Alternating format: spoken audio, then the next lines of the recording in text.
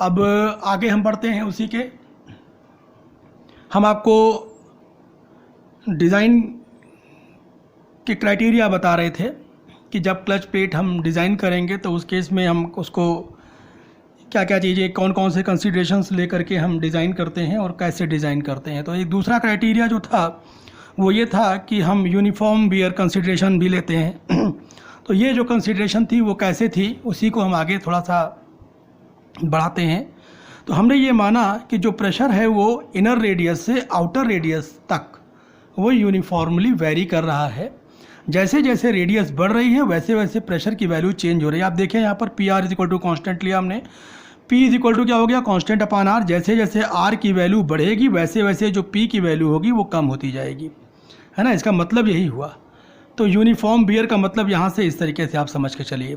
तो जो कह रहा है क्या मतलब, pressure decreases uniformly as we go towards the periphery from the centre. मतलब सेंटर से हम सर्कमफेरेंशियल डिस्टेंस की तरफ, सर्कमफेरेंस की तरफ जाएंगे या पेरीफेरी की तरफ जाएंगे तो उस केस में जो होगा वो प्रेशर लगातार यूनिफॉर्मली डिक्रीज़ होता जाएगा। तो इसका मतलब क्या हो गया कि अगर हम कहीं पर भी चेक करें तो ये जो इक्वेशन है वो हर जगह के लिए कांस्टेंट होगी। ये मतलब P into R is equal to constant है, तो वो P I R I inner radius के लिए अगर हम लेंगे तो वहाँ जो प्रेशर से मल्टीप्लाई करेंगे तो वो कांस्टेंट हो जाएगा, उसी कांस्टेंट के बराबर आएगा। और आउटर के लिए लेंगे तो जो आउटर रेडियस है उसको जो हम प्रेशर से मल्टीप्लाई करेंगे तो वो भी कांस्टेंट होगा। उसको हमने अल्फ़ा माना, हमने मान लिया कि वो अल्फ़ा होगा।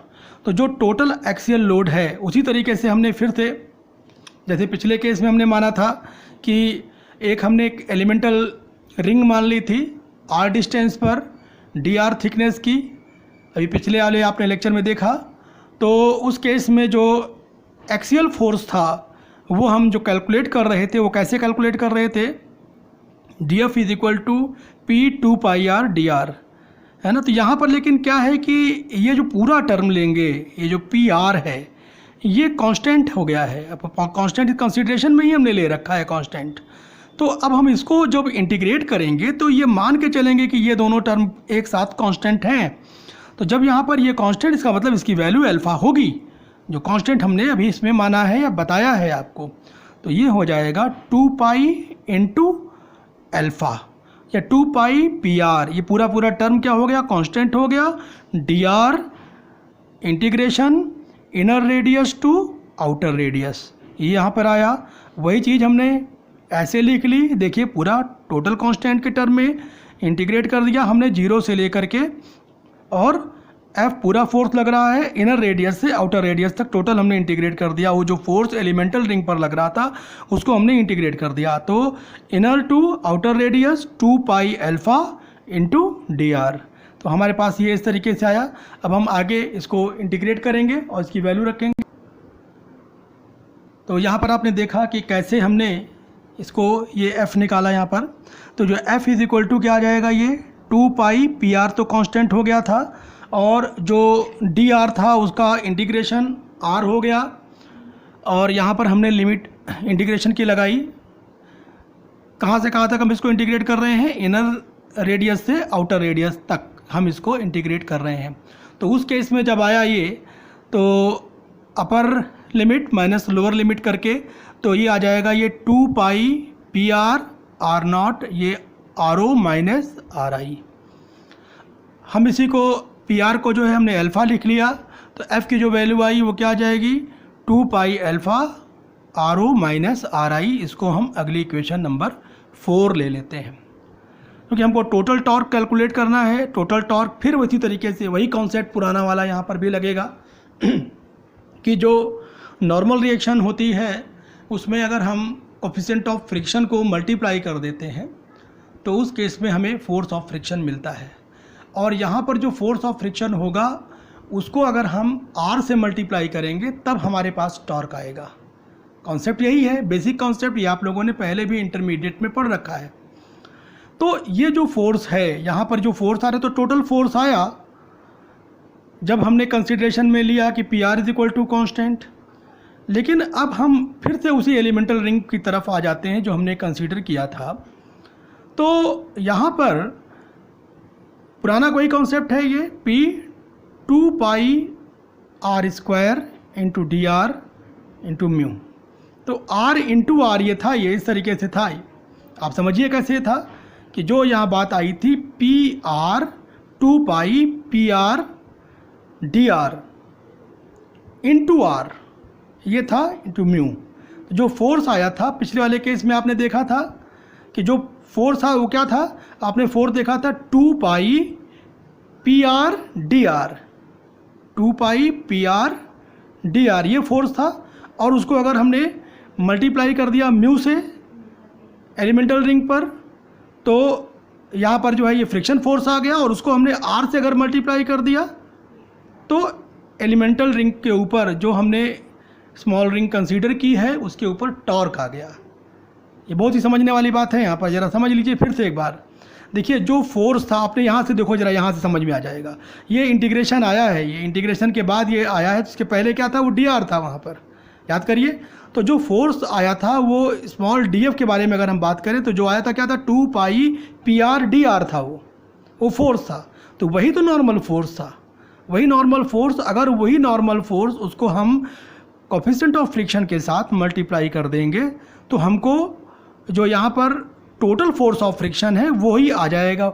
और टोटल फोर्स ऑफ फ्रिक्शन को अगर हम डी आर से मल्टीप्लाई कर देंगे, आर से मल्टीप्लाई कर देंगे, तो उस केस में हमको जो क्योंकि जो टॉर्क होता है वो क्या होता है, आर क्रॉस एफ होता है। आप सभी लोगों ने पढ़ रखा है, या आर एफ।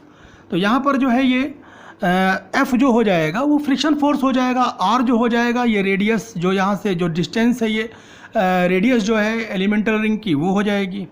तो जो टॉर्क आया वो क्या आ गया, म्यू इंटू पी आर को हम अल्फ़ा लिख रहे हैं तो 2 पाई अल्फ़ा और R D R inner radius to outer radius, इसका इंटीग्रेशन। तो अब हम आगे इसमें आ जाएंगे, ये हो जाएगा, ये तो बाहर आ गया है पूरा, आर स्क्वायर बाई 2 हो जाएगा। ये 2 बाहर ले लिया और हमने लिमिट्स अप्लाई कर दिया तो 2 बाहर ले लिया है। ये 2 पाई अल्फ़ा म्यू अपान 2, ये 2 बाहर हो गया, R naught square minus R I square, ये यहाँ पर आ गया। 2 से 2 कट जाएगा, ये आप देख रहे हैं। तो ये बनेगा क्या, mu pi mu alpha R O square minus R I square. ये टॉर्क की वैल्यू आ गई। टोटल टॉर्क जब लगे, टोटल टॉर्क उस केस में लगेगा ये जब हमने कंसीडरेशन क्या लिया है, ये कंसीडरेशन लिया है कि P R is equal to constant. तो उस केस में जो टोटल टॉर्क लगेगा सिंगल प्लेट क्लच के ऊपर, वो जब एक सिंगल केवल एक सरफेस जो है एक पेयर एक्टिव होगा उस केस में। अब हम जो है डिवाइड कर देते हैं इसको, इक्वेशन 5 मान लेते हैं, डिवाइडिंग इक्वेशन 5 बाई इक्वेशन 4 ऐसा कर देते हैं। ऐसा पिछले वाले केस में भी कर चुके हैं, आप देख चुके हैं उसको। तो ये जो आएगा यहाँ से tau by F is equal to pi mu alpha R naught square या R O square minus R I square. तो टॉर्क आ गया और एफ़ की जो वैल्यू है वो यहाँ पर थी, तो ये हो जाएगी 2 pi alpha R O minus R I, तो आर ओ माइनस आर आई।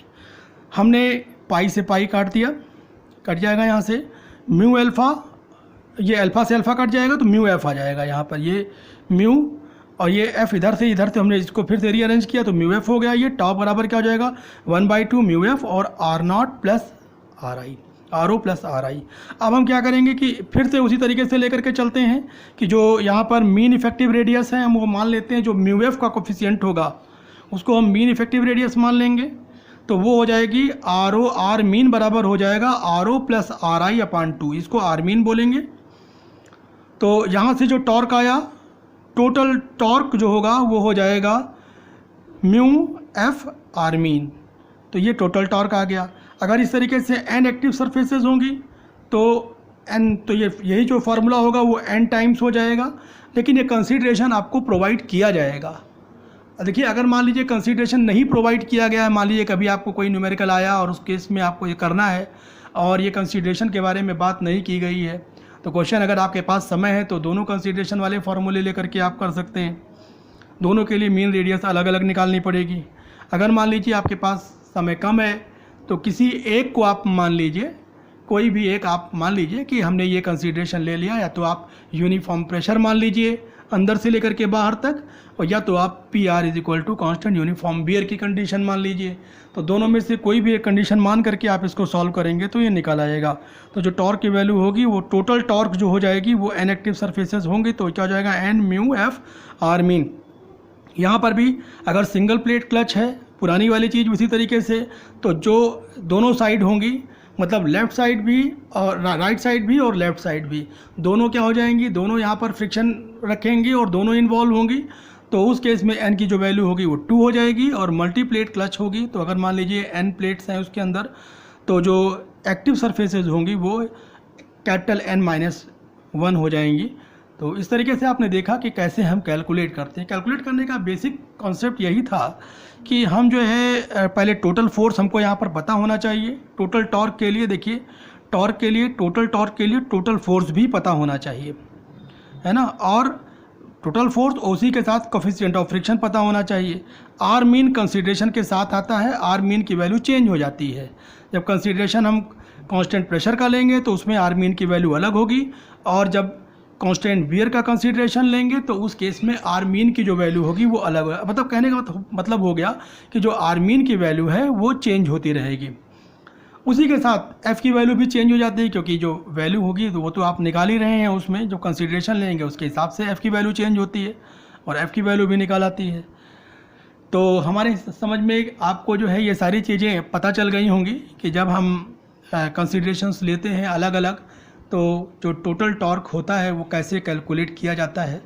और सिंगल प्लेट के लिए हम आपको कुछ उसके एक हम न्यूमेरिकल्स भी आपको दिखा देते हैं करके, जिससे आपको ये पता चल जाएगा कि कैसे इसको जो है कैलकुलेट किया जाता है, कंडीशंस अगर दी हुई हों या ना दी हुई हों।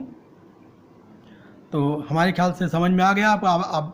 आप लोग इसकी प्रैक्टिस करिए और इसको देखिए कई बार। आज के लिए अब हम इतना ही रखते हैं, आगे हम नेक्स्ट लेक्चर में इसके हम न्यूमेरिकल के बारे में बात करेंगे। Thank you.